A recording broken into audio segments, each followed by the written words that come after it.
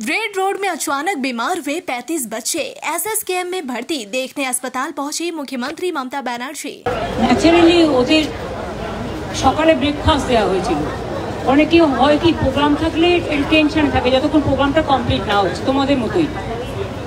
সেই জন্য ওরা ক্ষুধার্ত ছিল এবং অনেকে ডিহাইড্রেশন টাইপের একটু টেন্ডেন্সি ছিল। আর কি হয় মানে এটা হচ্ছে সাইকোলজিক্যাল এফেক্ট হয়। একটা বন্ধুকে দেখেছে একটু অসুস্থ হয়ে গেছে, তখন আর একটা বন্ধু অসুস্থ হয়ে গেছে। এখন সবাই ঠিক আছে মোটামুটি। আমি সবাইকে আদর করে মিষ্টি টিষ্টি খাইয়ে জল টল খাইয়ে ছবি টবি তুলে এসেছি এবং চুলটুলগুলো সব খুলে দিয়ে এলাম।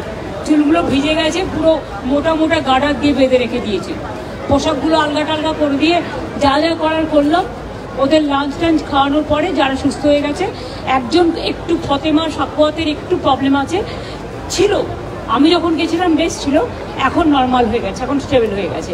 সুতরাং বাদবাকিটা মনিরা আছে, যারা এসএসকেএম এর ডিরেক্টর সহ পুলিশের সিপি এবং শান্তনু আছে, ইন্দ্রনীল আছে, এরা সবাই মিলে দেখে নেবে। ডক্টর মিলাকজিবাবু আছেন, সাথে পুরো ডক্টরসদের টিম আছে এবং সিস্টারদের টিম আছে।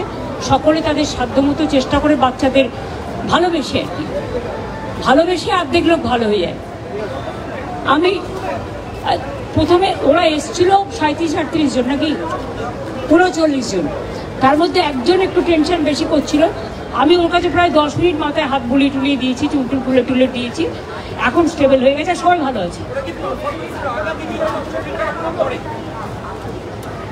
আসলে সকাল থেকে করেছে কি ওরা ব্রেকফাস্টটা দেয়, অনেকের খায় না। আজকালকার বাচ্চাদের প্রবলেম হয়ে গেছে, ডায়েটিং করে এমন একটা হয়ে গেছে না যে খাবারটা ঠিক মতো খায় না।